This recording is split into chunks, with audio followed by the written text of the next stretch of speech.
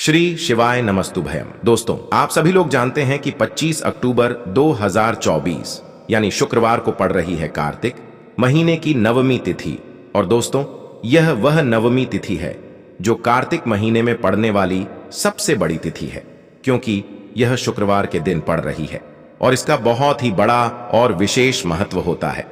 पूज्य गुरु जी ने कहा है कि अगर कभी भी मौका लग जाए और कार्तिक महीने की शुक्रवार नवमी तिथि को पड़ जाए तो आप लोगों को एक चुटकी हल्दी वाला उपाय तो अवश्य ही करना चाहिए। इन दोनों का संयोग बहुत कम आता है और इसी के साथ में गुरुजी ने अपनी शिव पुराण कथा में बताया है कि इस दिन आपको एक चुटकी हल्दी वाला उपाय तो आपको अवश्य ही करना चाहिए, क्योंकि ऐसा दिन पूरे साल में सिर्फ एक ही बार आता है। और दोस्तों, आप सभी लोग जानते हो कि शुक्रवार नवमी तिथि का अगर सबसे बड़ा कोई उपाय है तो एक चुटकी हल्दी वाला उपाय है। तो दोस्तों, बहुत सारे लोग होंगे जिन लोगों ने इस उपाय को ना किया हो, मतलब पूरा साल निकल गया, उन्होंने किसी भी दिन इस एक चुटकी हल्दी वाला उपाय को ना किया हो। पर दोस्तों, आपके पास एक आखिरी मौका बचा हुआ है, जो कि 25 अक्टूबर कार्तिक महीने की शुक्रवार नवमी तिथि के दिन है। तो इस दिन आप लोगों को इस वाले उपाय को जरूर कर लेना है। भले ही आपने पूरे महीने भर इस उपाय को ना किया हो, पर अगर आपने इस कार्तिक महीने के नवमी तिथि के दिन अगर इस वाले उपाय को कर लिया तो आपको इस उपाय को करने का वह फल मिलेगा जिसकी आपने कभी कल्पना भी नहीं करी होगी। इसीलिए आप लोग इस वाले उपाय को एक बार जरूर कर लेना है, ताकि आप लोगों के हाथ से यह मौका ना जा सके और आपको इस उपाय को करने का फल मिल सके। दोस्तों, यह उपाय पंडित जी ने अपनी अभी की ही श्री शिव महापुराण की कथा में बताया है, जिस उपाय को आज हम आपको बहुत अच्छे से समझाने वाले हैं। इस वीडियो को देखने के बाद इस उपाय को समझने के लिए आपको कोई और वीडियो को देखने की जरूरत नहीं पड़ेगी। तो चलिए दोस्तों, उपाय को शुरू करते हैं। देखिए, यह इस कार्तिक महीने के नवमी तिथि के दिन यह इतना खास होता है, इतना महत्वपूर्ण होता है।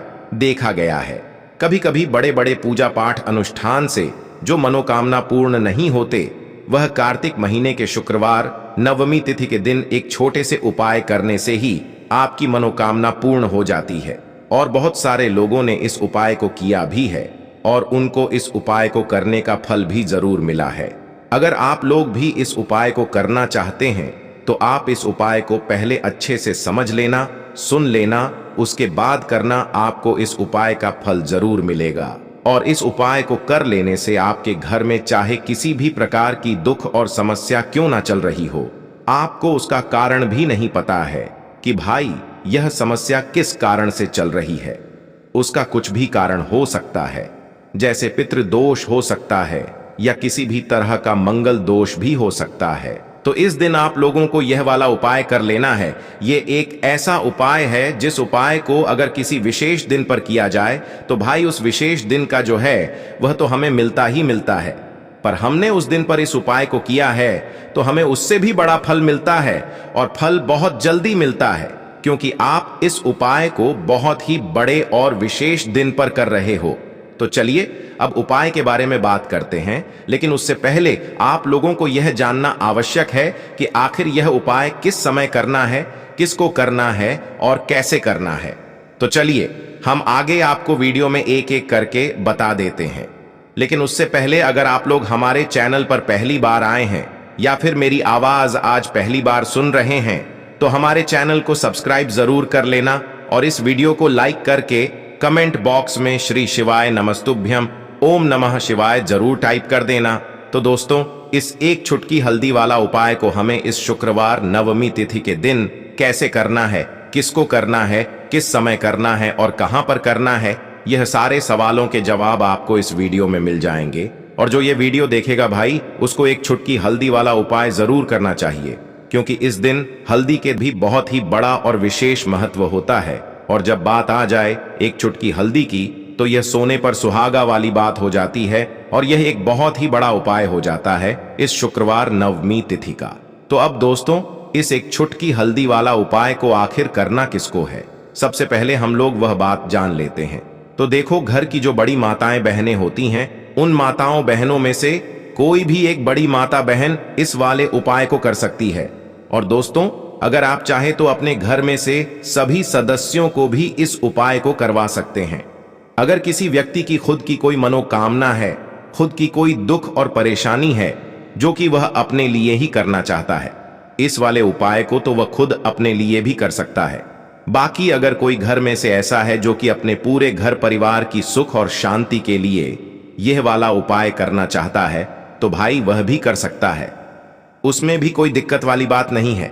कहने का मतलब यह है कि इस उपाय को हर एक सदस्य भी कर सकता है और पूरे घर परिवार के सदस्य के लिए घर की बड़ी माताओं बहनों में से कोई एक माता बहन भी कर सकती है।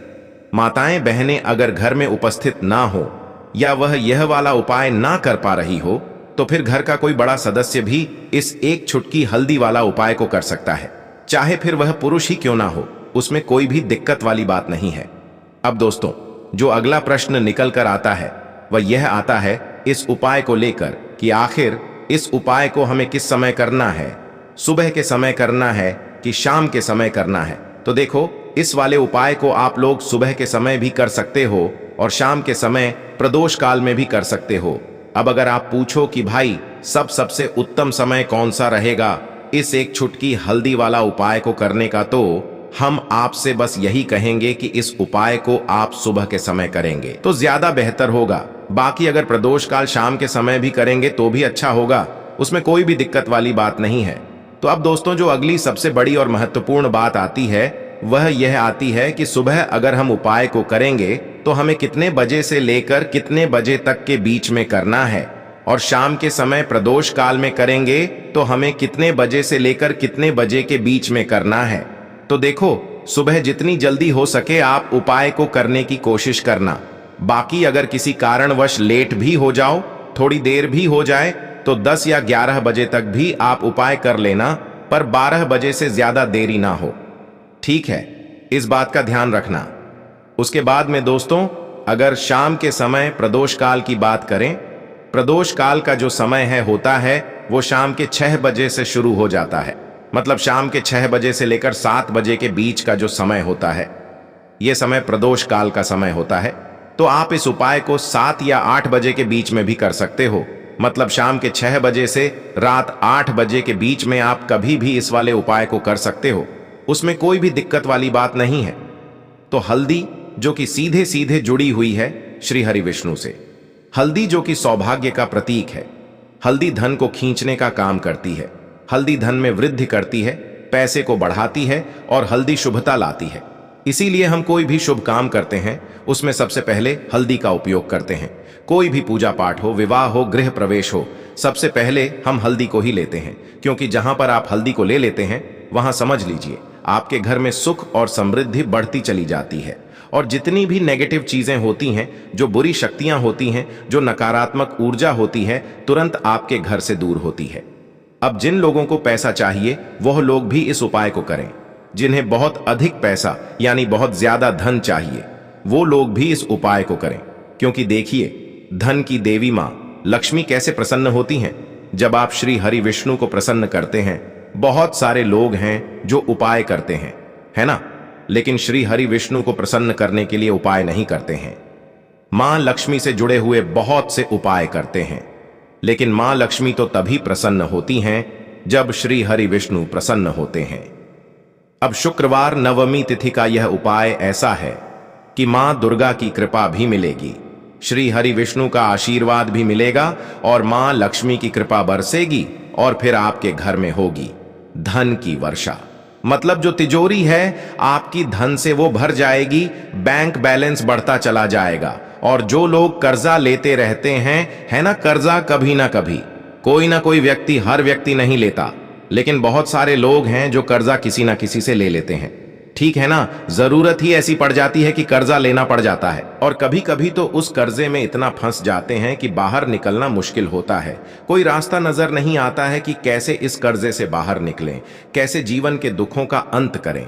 अब ऐसा समझ लीजिए कि जब आपकी कोई नहीं सुनता है ना, तब मां सुनती है, मां लक्ष्मी सुनती है, तो मां लक्ष्मी से जुड़ा उपाय भी आपको बताएंगे, और हल्दी वाला उपाय करना है यह भी आपको वीडियो में बताएंगे। चलिए बात कर लेते हैं, एक छुटकी हल्दी वाला उपाय करना है। अच्छा, शुक्रवार नवमी तिथि में यह उपाय कब करना है किस समय करना है। सुबह में भी कर सकते हो और शाम के समय में भी कर सकते हो।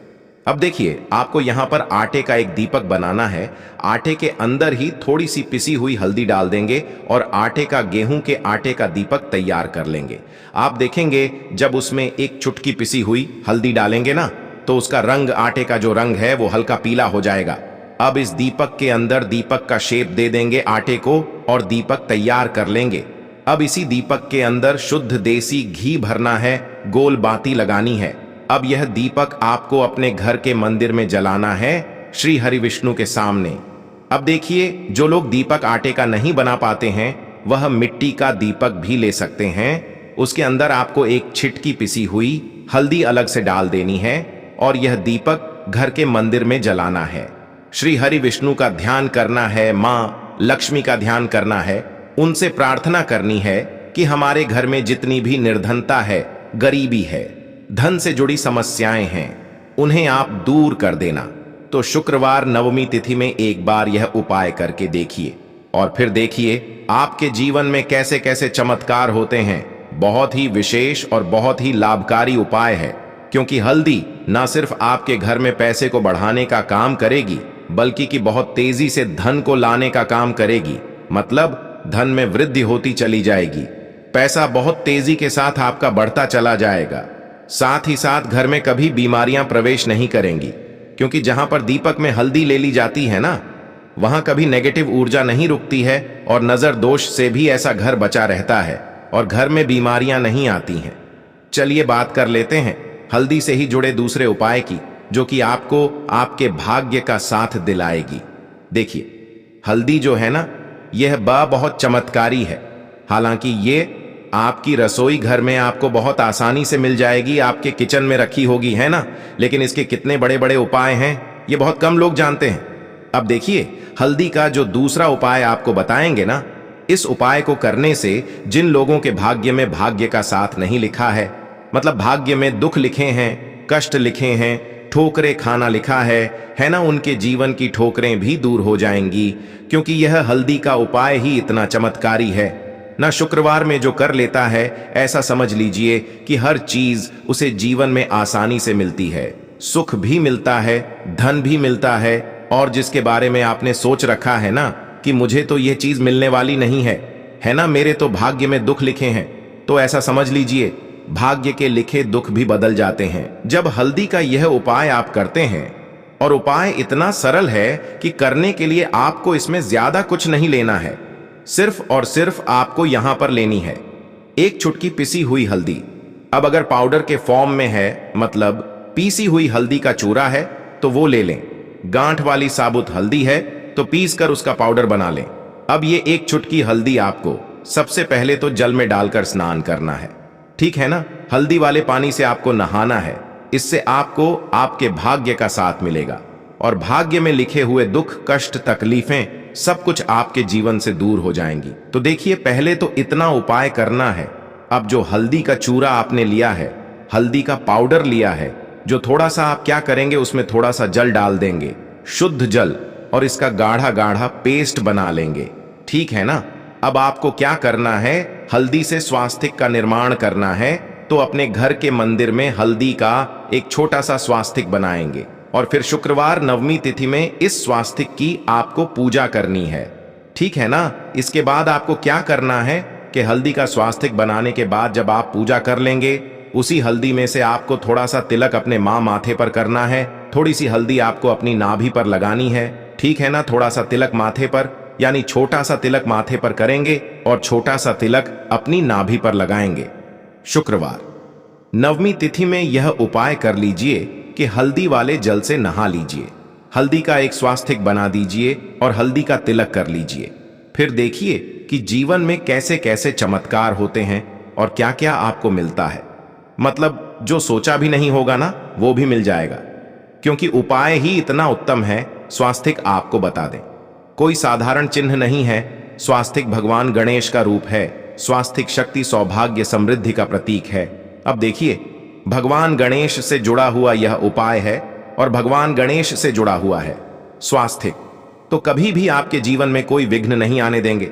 भगवान गणपति, मतलब आपके कार्य में अगर कोई रुकावट आती है, काम बनता हुआ भी बिगड़ जाता है, बार बार काम में अड़चन आ रही है, कोई काम ऐसा है जो बार बार बिगड़ रहा है, बनता ही नहीं है, तब तो यह उपाय आपके लिए बहुत ही लाभकारी है। स्वास्थिक का निर्माण शुक्रवार नवमी तिथि में जरूर करिएगा। चलिए अब बात कर लेते हैं अपने लास्ट उपाय की, और लास्ट उपाय है आपके घर में स्थिर लक्ष्मी के वास के लिए। देखिए, अगर आप चाहते हैं ना कि धन की देवी मां लक्ष्मी घर में तो आए, लेकिन घर को छोड़कर ना जाएं, कभी भी ना जाएं, हमेशा आपके घर में रहे और आपके घर में धन की वर्षा होती रहे, पीढ़ी दर पीढ़ी आपका धन बढ़ता रहे। तो एक छोटा सा उपाय है, शुक्रवार नवमी तिथि में इसे जरूर करिएगा। तो तुलसी का पौधा अगर घर में है तो बहुत उत्तम है। अगर तुलसी जी का पौधा नहीं है तब भी यह उपाय आप कर सकते हैं। आपको यहां पर एक गोल बाती का दीपक तैयार करना है, एक छुटकी पिसी हुई हल्दी इसके अंदर डालनी है और यह दीपक आपको लगाना है अपने घर में तुलसी जी के पौधे के पास। अच्छा, जिनके घर में तुलसी जी का पौधा नहीं है वो क्या करेंगे, वो लोग इस दीपक को मंदिर में जाकर भी लगा सकते हैं, जहां पर मंदिर में तुलसी जी का पौधा हो। अगर मंदिर में नहीं जा पा रहे हैं तो घर की जो ईशान कोण होती है, मतलब पूरब और उत्तर के बीच की जो दिशा होती है, इसे ही हम ईशान कोण बोलते हैं। इस दिशा में एक दीपक लगाइए शुक्रवार नवमी तिथि में, और फिर देखिए कैसे आपकी मनोकामना पूरी होती है, कैसे आपके घर में स्थिर लक्ष्मी का वास होता है। तो दोस्तों, यह थे पूज्य गुरुजी द्वारा बताए गए कुछ बहुत ही खास उपाय। अगर आपको जानकारी अच्छी लगी हो तो वीडियो लाइक करिएगा। मिलते हैं फिर एक नए वीडियो के साथ। श्री शिवाय नमोस्तुभयम।